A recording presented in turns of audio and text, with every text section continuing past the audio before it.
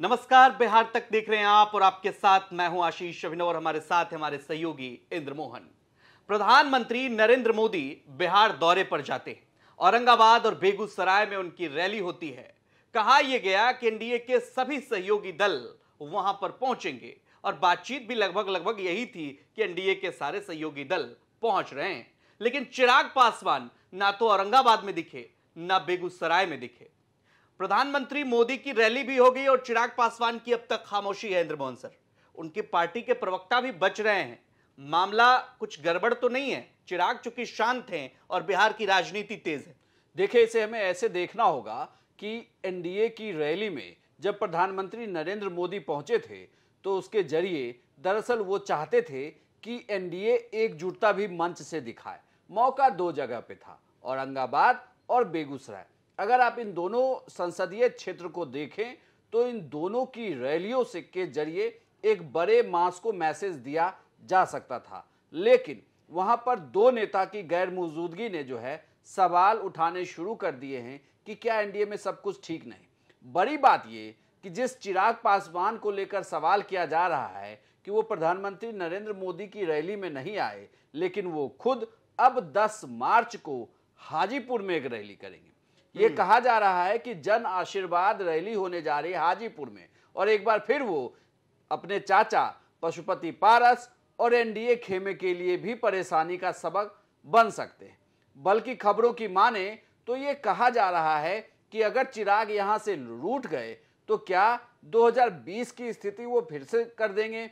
JDU की स्थिति क्या 2020 जैसी होने जा रही है। लेकिन कुल मिलाकर बड़ी तस्वीर अगर आप देखें तो बड़ी तस्वीर में बीजेपी या यूं कहें कि एनडीए को एक बड़ा नुकसान होता हुआ दिख रहा है। लेकिन सवाल यह है कि चूंकि चिराग पासवान के बारे में कहा जाता है कि बिहार की राजनीति के लिए एनडीए के पक्ष से अगर आप दिखे तो बहुत बड़ा एसेट है। चूंकि प्रधानमंत्री नरेंद्र मोदी के साथ उनके रिश्ते और जिस तरह से प्रधानमंत्री ने उन्हें झप्पी भी दी और एक फैन फॉलोइंग भी है चिराग पासवान की। चिराग पासवान की भी चुप्पी बहुत कुछ कह रही है। क्या ये सिर्फ बार्गेनिंग है? ये मामला थोड़ा आगे बढ़ चुका है? चिराग अब दोनों पक्षों से बात करना शुरू कर चुके हैं। देखिए, खबर तो ये कह रही है कि चिराग पासवान दोनों पक्षों से बातचीत कर रहे हैं।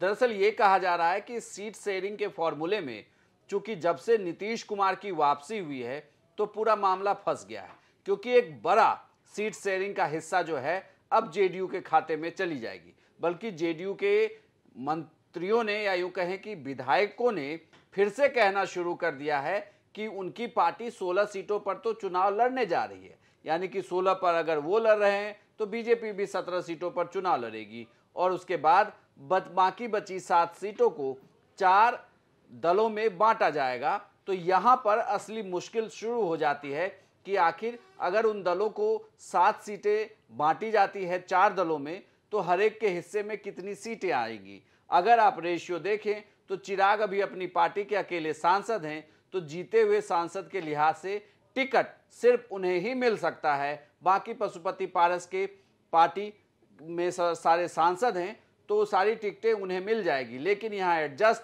उपेंद्र कुशवाहा और जीतन राम मांझी को भी करना है। इसलिए चिराग पासवान यहाँ पेशोपेश में है कि अगर यह टिकट नहीं मिलता है उन्हें तो फिर 1-2 टिकटों के साथ इस राजनीति को आगे कैसे बढ़ाई जाएगी। क्योंकि चिराग फिलहाल बिहार से ज्यादा संसदीय राजनीति में ज्यादा एक्टिव हैं।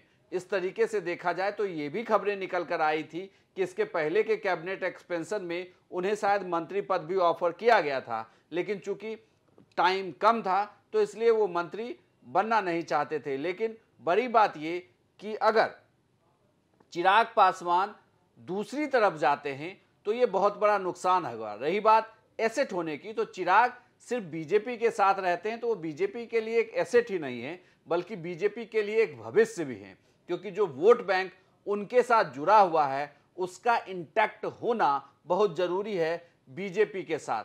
क्योंकि तेजस्वी ने जिस तरीके से गांधी मैदान में अपनी रैली में ये कहा कि अगर आप लोग हमसे प्यार करते हैं तो आप पिछड़े अति पिछड़े भाइयों को अपने साथ लेकर चलिए। वहां हम का मतलब अगर यादव वोट बैंक है तो उसके साथ पिछड़े और अति पिछड़े वोट बैंक को जोड़ा जाता है तो एक तरीके से कहें तो वोट बैंक में सेंधमारी कर सकते हैं तेजस्वी। और इसे रोकने के लिए चिराग जैसे चेहरों का होना जरूरी है। लेकिन सवाल यह है कि जिस तरीके से कांग्रेस पार्टी के नेता हों या आरजेडी के तेज प्रताप यादव की ही बात कर लेते हैं, अब ऑफर खुले तौर पर दिया जा रहा है, लाइव सेशन में दिया जा रहा है, डिबेट में दिया जा रहा है, कांग्रेस के प्रवक्ता हों या फिर आरजेडी के नेता हों, लगातार चिराग पासवान को ऑफर कर रहे हैं, वोट बैंक के लिहाज से या फिर एनडीए में सेंधमारी के लिहाज से भी। क्योंकि देखिए, सबसे बड़ा जो एक तरह से आप चेहरा कह सकते हैं, नीतीश कुमार इस गठबंधन से आउट हो चुके हैं, उसके अगर आप संदर्भ में देखें तो चिराग पासवान को इस पाले में लेने में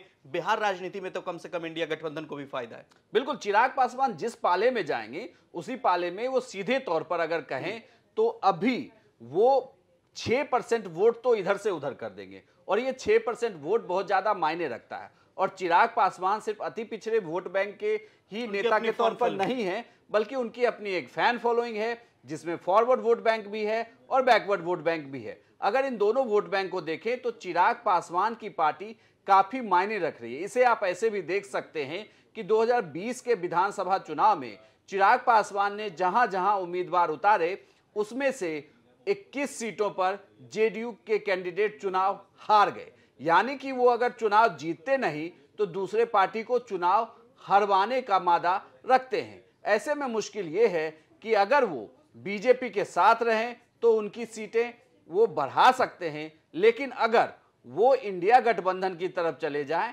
तो यहां पर मुश्किल ये होगी कि वो अपने कैंडिडेट किसके खिलाफ खड़े करते हैं। इंडिया गठबंधन में अच्छी बात उनके लिए ये होगी कि वो जितने सीटों के लिए बार्गेन करें वहां उनको शायद उतनी सीटें दे दी जाए, लेकिन यहां थोड़ी मुश्किल है, क्योंकि पहले तो उन्हें अपने चाचा पशुपति पारस से लड़ना है, दूसरे उन्हें नीतीश कुमार के साथ समझौता करना है, और तीसरी बड़ी बात एनडीए में रहना है, जहां पहले से 4 घटक दल एक साथ हैं। वो बीजेपी के साथ इंटैक्ट है, और ऐसे में अगर 4 घटक दल उनके साथ हैं तो सीटों के बंटवारे में बहुत ज्यादा सीटें हिस्से में नहीं आने वाली है। तो बिल्कुल, आपको क्या लगता है, इंडिया गठबंधन से, आरजेडी से और तमाम पार्टियों से लगातार चिराग पासवान को जो ऑफर मिल रहा है, इन सब ऑफर के बीच चिराग पासवान की चुप्पी को आप किस कदर देखते हैं? क्या वाकई एनडीए से चिराग पासवान नाराज चल रहे हैं? कमेंट करके हमें जरूर बताइए, और बिहार की तमाम खबरों के लिए आप देखते रहिए बिहार तक।